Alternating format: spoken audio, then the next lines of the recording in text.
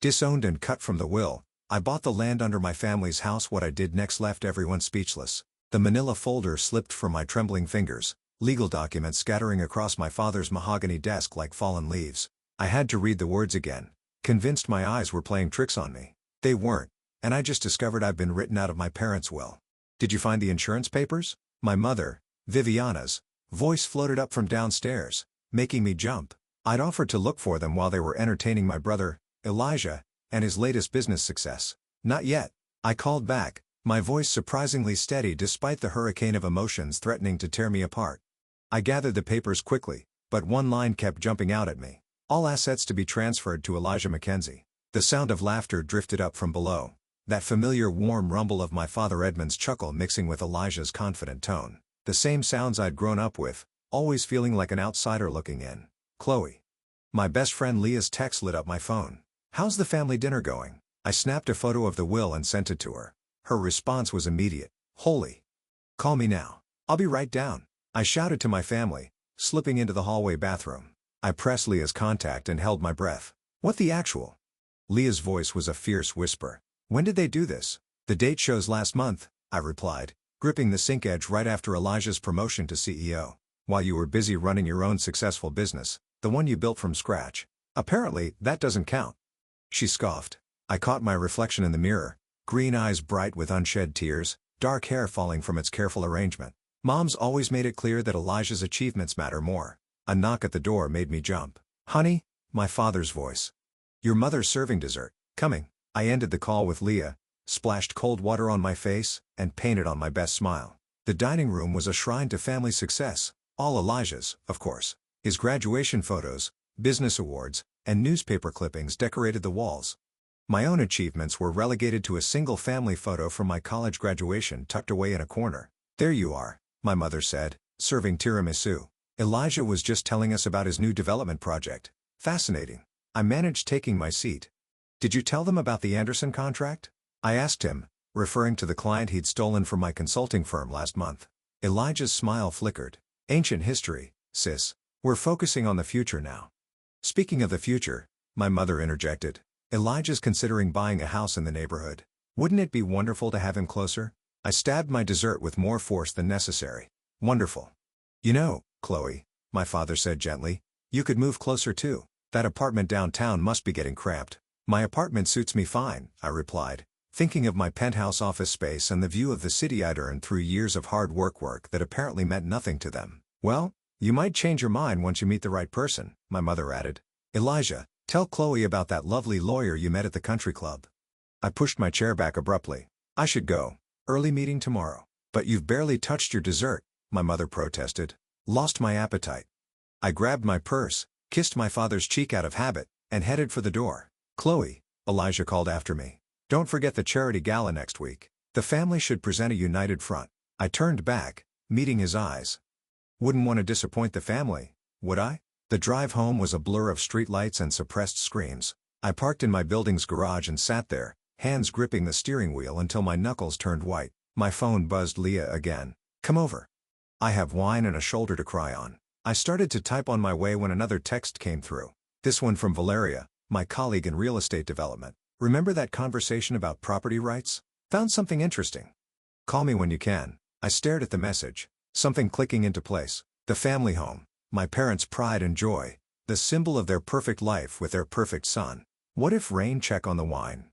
I texted Leah, "I need to research something." Opening my laptop, I began to search property records. My hand steady now, driven by purpose rather than anger. If they thought they could write me out of the family legacy, they had another thing coming. I was done being the good daughter. It was time to show them exactly what I was worth. "You're telling me the land under your parents' house isn't included in the property deed?" Leah leaned forward on my office couch, wine glass forgotten in her hand. "It's called a land lease," I explained, spreading the documents across my coffee table. "Pretty common in the 1960s when the house was built. My grandfather only bought the house, not the land beneath it, and nobody owns the land now. The original lease company went bankrupt in the 90s. The land's been in legal limbo ever since." I tapped the property records on my screen. "My parents probably don't even know. They just pay property taxes on the house itself." Leah's eyes widened. "So theoretically, someone could buy the land right out from under them?" "Exactly." I closed my laptop with a satisfying click. Chloe, Leah set down her wineglass. That's deliciously evil. I love it. My phone buzzed. Valeria calling. I put her on speaker. You're not going to believe this, she said without preamble. I talked to my contact at the county assessor's office. The land is going up for public auction next month. Leah clapped her hands silently mouthing. Do it. What's the starting bid? I asked. That's the best part. It's ridiculously low because of the legal complications. Most developers won't touch it because of the existing structure. I remembered every dismissive comment my mother had ever made about my career choices. Send me the details. I want to be first in line. After hanging up, Leah poured more wine. Your mother's going to have a stroke when she finds out. If she finds out, I corrected, the purchase can be made through a shell company. They'll never know it's me. Speaking of your mother, Leah pulled up a social media post on her phone. Look what she shared yesterday. It was a photo from the country club featuring Elijah shaking hands with some executives. The caption read, "So proud of my son's latest achievement following in his father's footsteps." Perfectly funny, I said, taking a large sip of wine. She never shared anything about my company making the Forbes 30 Under 30 list. Remember when she said, "Your business was just a hobby"? At Christmas dinner, right after Elijah announced his engagement to what's-her-name, who lasted all of 3 months, I stood up pacing. You know what really kills me? Dad used to be different. He used to come to all my debate competitions, my graduation speeches. Then one day, it's like he just gave up. Gave up what?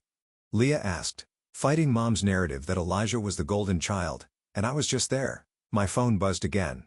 A text from my father. You left so quickly tonight. Everything okay? Speak of the devil, I muttered, showing Leah the message. Are you going to tell him about the will? What's the point? I tossed the phone aside. He signed it too. The next morning, I met Valeria at her office. She had more documents spread across her desk, post-its marking key pages. The auction's in 3 weeks, she said. I've already started the paperwork for your shell company. But, Chloe, are you sure about this? Why wouldn't I be? Because once you own the land, you'll have real power over your family's home. That's heavy stuff. I thought about the family photos on the walls, all carefully arranged to showcase Elijah's path to success. They made their choice. Now I'm making mine. There's something else. Valeria slid another document across the desk. Natasha Ray's development company has been sniffing around the area. If they find out about the auction, they won't, I said firmly. How much liquid capital do I need?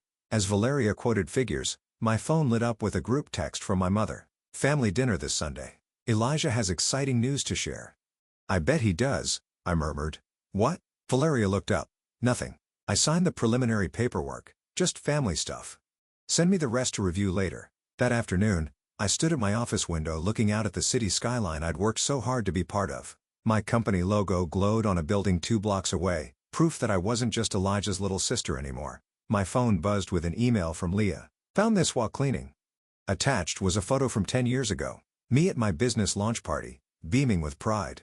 My father was there, arm around my shoulders, looking genuinely proud. My mother and Elijah were notably absent. I touched the screen, remembering that moment. Then I opened my banking app and started transferring funds for the auction. Game on, I whispered to my reflection in the window. Let's see how they like being powerless for a change. The auction room buzzed with quiet conversation as I adjusted my wig and glasses. Valeria sat beside me, both of us dressed in conservative business suits that would blend in with the other developers and investors.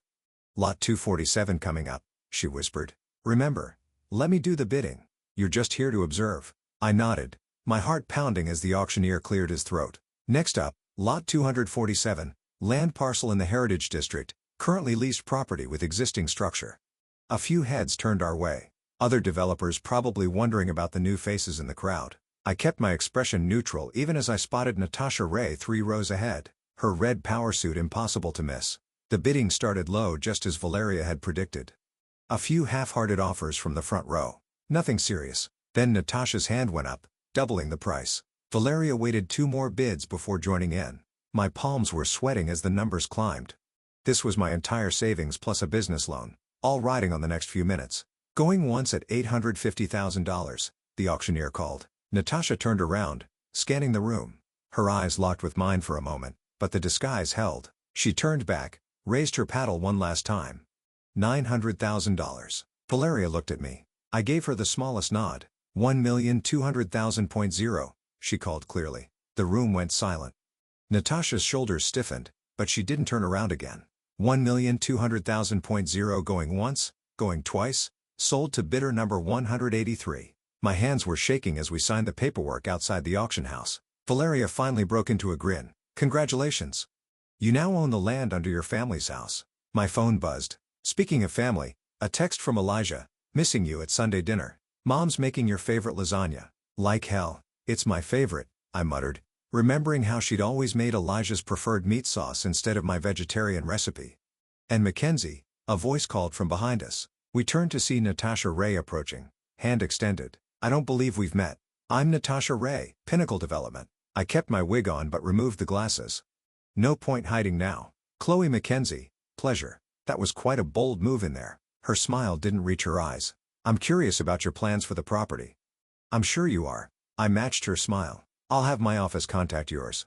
Back at my office, I found my father waiting in the lobby. My stomach dropped. Did he somehow know already? Dad, what are you doing here? Can't a father visit his daughter at work? He looked around the modern space appreciatively. This is quite impressive, Chloe.